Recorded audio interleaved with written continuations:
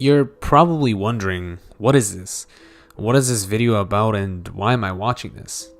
Well, first of all, you clicked on the video, and second of all, this is just a video showcasing my physics summative simulation. Nothing other than that. It's pretty much just a gravitational orbit simulation that I managed to create in the Unity game engine. It was made through more trials, errors, and learning than you could possibly care to listen about, but I'm still going to tell you anyhow.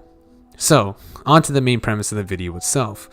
Now, before I can go on about showing you what I've got done with the simulation, you need to understand the basis around what gravitational orbits are. I know, it may seem boring, but it's on the rubric, so I kinda have to cover it. But I do promise I will try to make it as concise and interesting as I possibly can. Essentially, this whole thing is just the behind the scenes footage. BTS, if you will.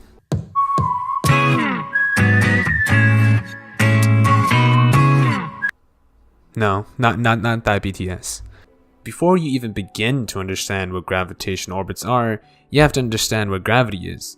Gravity is the force in which a planet or any body of mass draws you to its center. This is the very basis of the phenomena known as an orbit. This is because an orbit is essentially just an object or entity with velocity that is trapped in the gravitational sinkhole of another larger entity.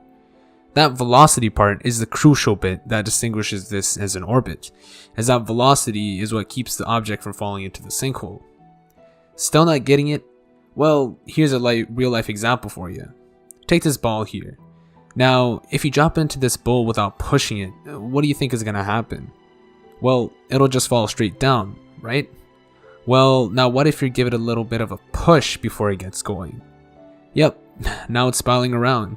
This is what I was trying to explain before. That bowl is what the planet or the larger object does to space-time. It warps it, just like the bowl does.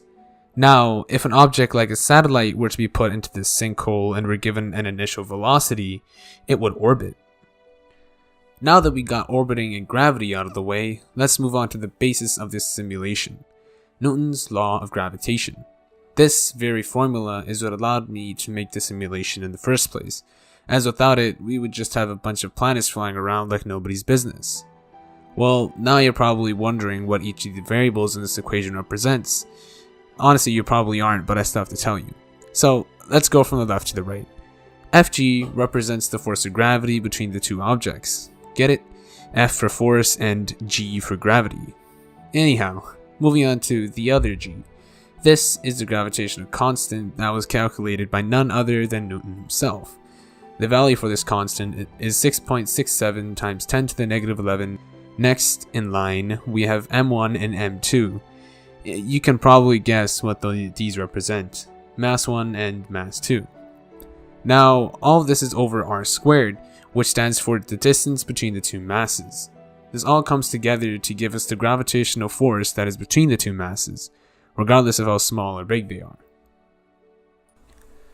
In order to even begin doing anything, I obviously had to do some background research on the topic and the game engine itself. I began this project by going through the Unity Roll a Ball tutorial. That tutorial taught me the basics of Unity and how to maneuver my way around the UI and how to mess around with assets.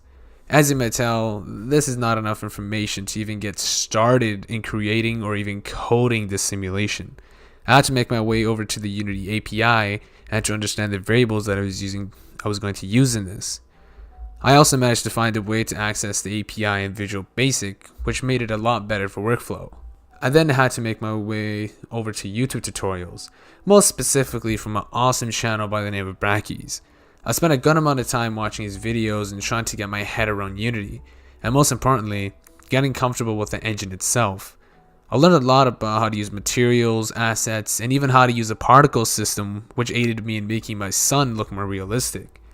Brackies was my bread and butter in making the visuals and every cool component that I added to my simulation. His videos helped me from making my play button actually switch scenes over to my actual simulation scene, and how to create the basis of my options menu that I found so amazing. I even found a YouTube video that dealt with the orbiting in Unity, which I used as a direct reference in crafting my own unique simulation. Well, enough of Unity and on with the physics portion of the simulation. As I outlined above, this is a simulation which heavily relies on Newton's law of gravitation, and I mean heavily. There's one problem with this formula though, specifically when you're using it in Unity. The gravitational constant is too small to make any difference between the masses that we create. Well, this may seem like an obvious problem to some, since we aren't making the planets and their masses proportional to real life. In order to fix this problem, I had to add a gravitational constant multiplier that I also coded to be able to be changeable by the user themselves. Other than this, there isn't much about the physics portion that I haven't already talked about previously. So let's move on to how I learned Adobe Premiere. Yeah, I finally made the move from my old video editing software to Premiere. Probably wasn't the best thing to do, especially considering the whole, time management and exams thing, but we made it work. To quickly sum it up, YouTube. That's about it. Now, let's get on with the simulation demonstration and tutorial, shall we? Hey, how's it going? So, this is just a video demonstration on what my simulation is. And yeah, I decided might as well just put my face cam on it, why not give a better impression of the whole thing. Well, yeah, let's go through the tutorial on my gravitational orbit simulator, which I named Orbo. So to start off with, you'll see this is just the main menu, the plain menu, and in the beginning the volume might be a little bit too high for you, so I'd recommend going to the options and lowering the volume, such as I did. And as you can see here, there are graphics options, but depending on your system, just change it up and see how it goes for you.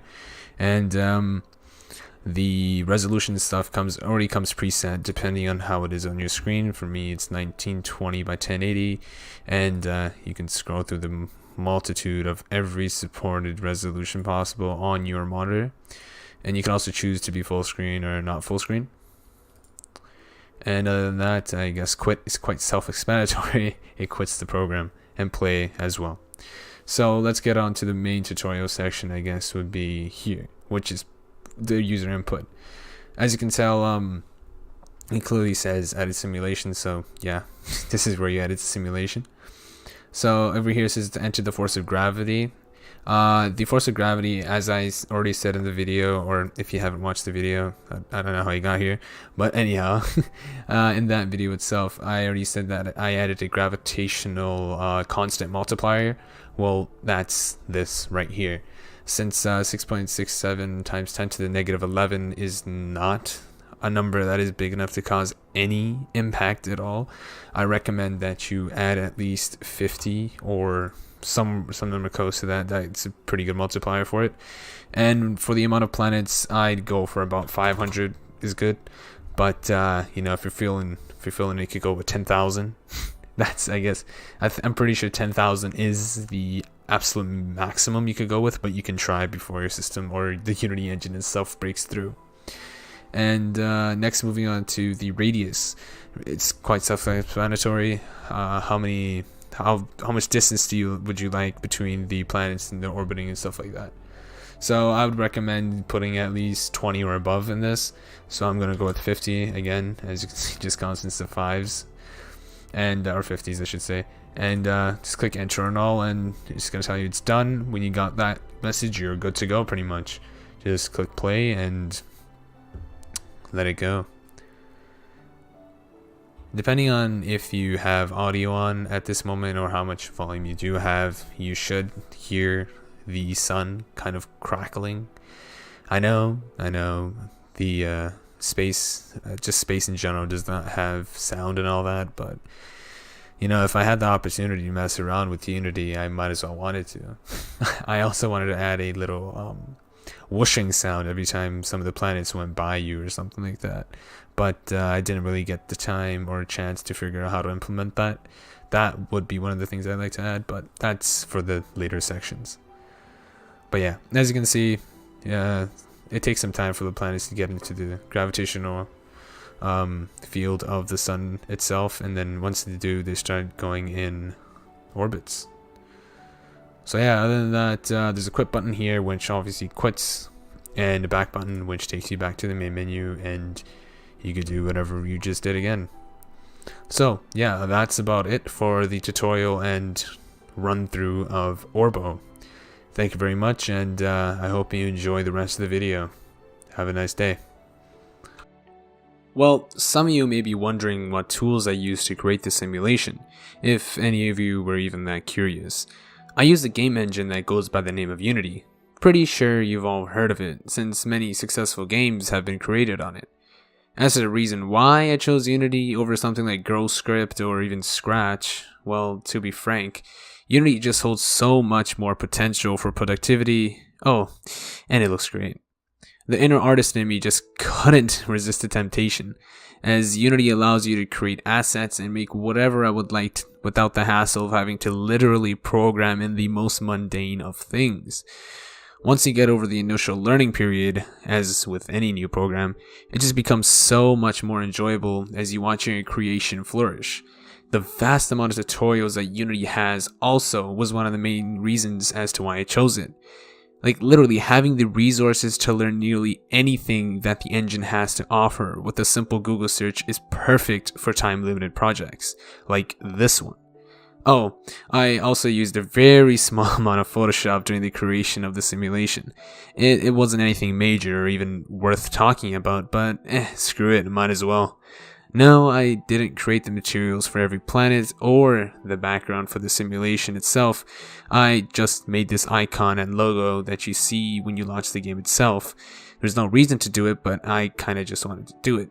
Since some of you may know, I do graphic design and illustration on the side as a freelance job and hobby, so I very dearly wanted to add something of my own flair to this assignment.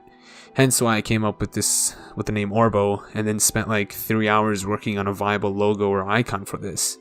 Well, that's really about it for this section of the video. On to the next.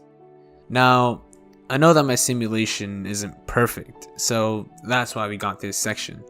So, onto the question at hand. How can I make my simulation more accessible? Well, some things that I could have done to make my simulation more accessible would most likely be to actually code in the tutorial into the program itself. This would be a lot more helpful than having to wing it and just figure out what's going on. This tutorial would show people what each portion of the edit simulation does and how exactly it would impact the simulation. I would also like to add a free moving camera that can be controlled by the user. This was something that I had at the back of my head and was attempting to do, but I didn't have the time to perfect it and implement it into the final product itself. It would provide a better perspective and immersion in the whole orbiting part of the simulation. Now, if I were to take the question to a more literal sense on how I could make it more accessible, I would probably have designed it to be playable on mobile as well, mostly because Unity allows the option to do that, and it wouldn't have been all that bad, you know? So to finish off the video, I'll just be going over the preparations and graphs and whatnot that I've done for this summit of itself. So right here we have a swim lane diagram that shows multiple portions of how I planned out how to make the simulation in itself. At the top over here you can see that I have UML diagrams, right? As you see, it's labeled here scripts. So this is just a UML diagram for the scripts themselves.